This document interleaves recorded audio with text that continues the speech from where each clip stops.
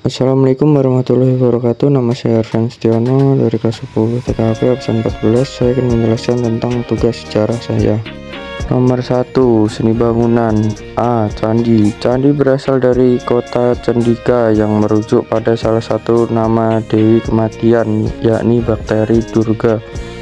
Candi sebagai penggambaran alam semesta dengan bangunan bertingkat ialah peninggalan masa praksara yang dipadukan dengan budaya India yang menempatkan dewa sebagai pemujaan tertinggi.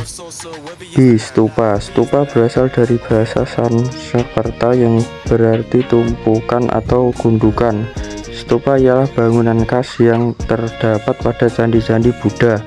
Stupa merupakan bangunan yang digunakan sebagai tempat abu jenazah para penganut Buddha. Tidak membuat patung pada raja atau ratu yang telah wafat dalam agama Buddha. Stupa melambangkan nirwana. C. Langam. Langam yaitu ciri khas candi yang umumnya ada di Indonesia. Candi yang ada di Indonesia dibedakan menjadi dua langan, yaitu langan Jawa Tengah dan langan Jawa Timur. D. Keraton. Keraton adalah tempat tinggal raja serta tempat untuk melakukan kegiatan penting yang menyangkut urusan kerajaan. Keraton yang berada di Jawa kebanyakan merupakan perpaduan antara budaya Islam dan Hindu-Buddha. Pengaruh Hindu-Buddha yang dapat dilihat dalam bangunan keraton di Jawa dapat dilihat pada gerbang tempat masuk kerajaan dihiasi oleh gapura dan makara model Majapahit atau Singasari. Makara merupakan makhluk mitologi agama Hindu. Nomor 2. Seni rupa dan ukir. A. Arca. Arca memiliki nama lain yakni Murti atau Partima yang melambangkan dewa. Arca terbuat dari sebongkah batu yang dipahat sedemikian rupa hingga membentuk wujud dewa. Biasanya arca dapat ditemui di candi atau berbagai tempat pemujaan. B. Relief. Relief adalah salah satu jenis karya seni yang berwujud 3 dimensi. Disebut karya seni 3 dimensi karena memiliki dimensi panjang, lebar, dan tinggi. Dengan kata lain, relief adalah karya seni yang memiliki volume. C. Makara. Makara adalah makhluk legendaris dalam mitologi Hindu yang kerap digambarkan dalam seni rupa Hindu, Buddha, Asia Selatan, dan Tenggara. Makara merupakan hewan yang diasosiasikan dengan air dan digambarkan sebagai kendaraan dewa Burna maupun Dewi Ganga. 3. Seni pertunjukan. A. Seni wayang. Wayang adalah bentuk seni tradisional yang dimiliki oleh Indonesia yang sudah mengalami pertumbuhan dan perkembangan lebih dari 1000 tahun. Berbagai bukti yaitu penemuan prasasti Raja Balitung yang di dalamnya terdapat cerita Bima Kumara yang menceritakan kehidupan Bima pada waktu muda. Wayang di masyarakat Jawa memiliki keragaman dengan cara pertunjukan yang berbeda-beda. B. Seni tari. Perkembangan kesenian tari di Indonesia kemudian berlanjut pada era kerajaan Hindu-Buddha. Gerakan tari pada masa ini dipengaruhi oleh unsur budaya para pedagang. Pada era Hindu-Buddha, tarian mulai mempunyai standar dan patokan, serta memiliki literatur tentang seni tari. Satu di antaranya adalah literatur antara paduan gerak tari yang dibuat oleh Bhatamuni dengan judul Natya Sastra yang membahas 64 jenis gerakan tari murda. C. Seni musik. Musik adat adalah musik pertama yang ada di Indonesia. Musik adat ini sudah ada sejak masa kerajaan Hindu dan Buddha muncul di Indonesia atau sekitar 400 Masehi. Pada saat itu musik hanya digunakan untuk keperluan upacara keagamaan atau kegiatan adat. Musik pada saat itu belum banyak dihasilkan dari alat musik, tapi dengan anggota badan seperti tepukan atau suara mulut. Musik yang berasal dari anggota badan ini dulunya diyakini memiliki kekuatan magis.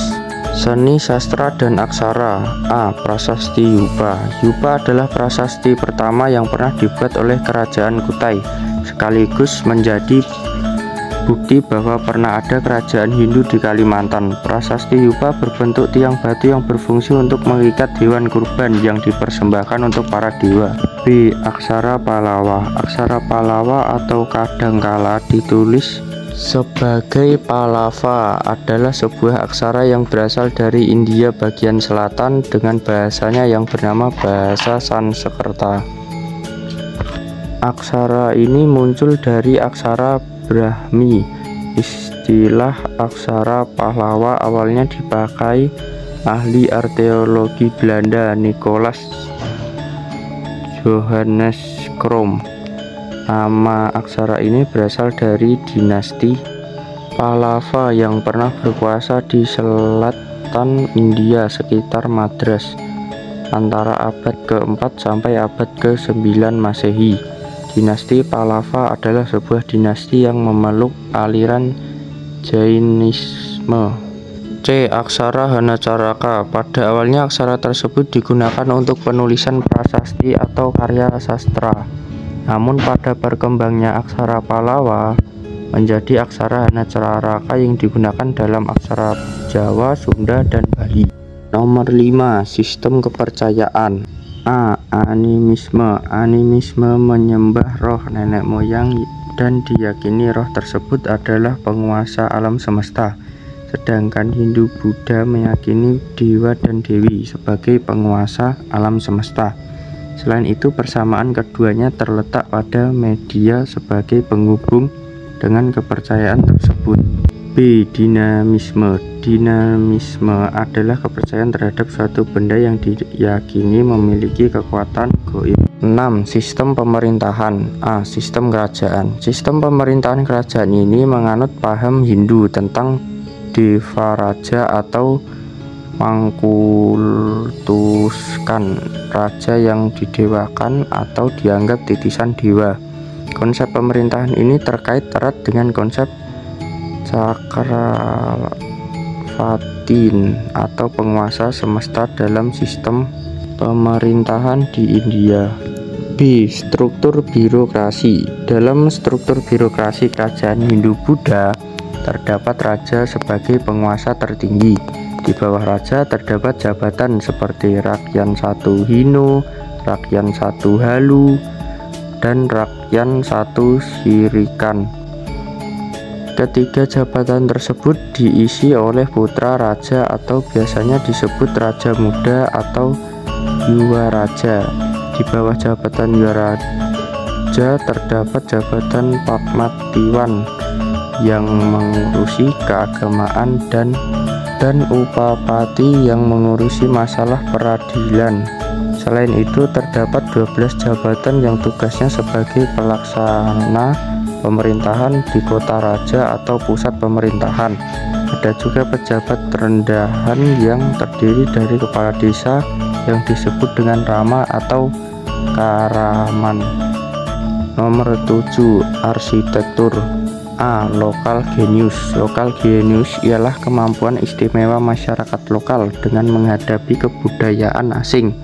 B. Kaki candi. Kaki candi disimbolkan sebagai Kemalaka dalam agama Buddha dan Buharloka dalam agama Hindu. 8. Sistem sosial kemasyarakatan. A. Brahmana. Kasta Brahmana adalah kasta tertinggi di India yang didominasi oleh para golongan cendekiawan di bidang pengetahuan, adat, hingga keagamaan. B. Ksatria. Kasta di India yang kedua adalah ksatria. Kasta ini berisikan para anggota militer, bangsawan, kepala, dan anggota di suatu lembaga pemerintahan. Meskipun dianggap sebagai bangsawan, tetapi mereka tidak memiliki harta pribadi, melainkan hartanya adalah milik negara.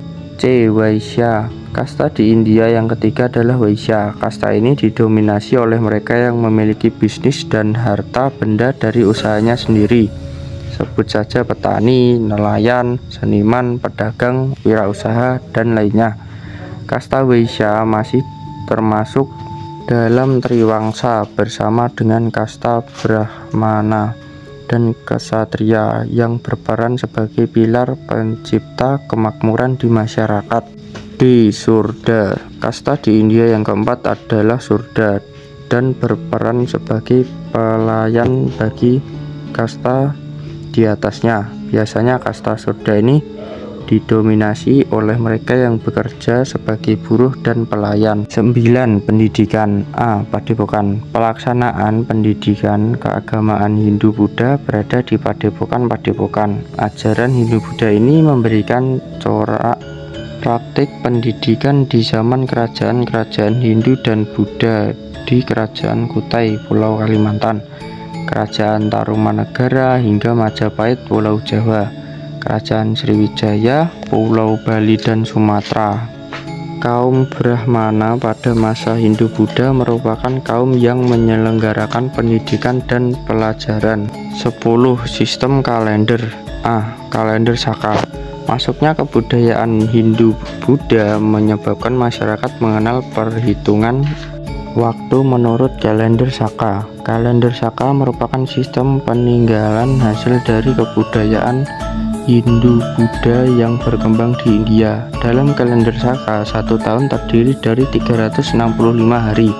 Selisih tahun Saka dan tahun Masehi adalah 78 tahun. Contoh, prasasti Mantayasih dari Kerajaan Mataram kuno yang berangka 829 Saka. Maka dalam kalender Masehi, prasasti Mantayasih berarti memiliki angka tahun 907 Masehi. Sekian dari saya, banyak kurang lebihnya saya mohon maaf. Wassalamualaikum warahmatullahi wabarakatuh.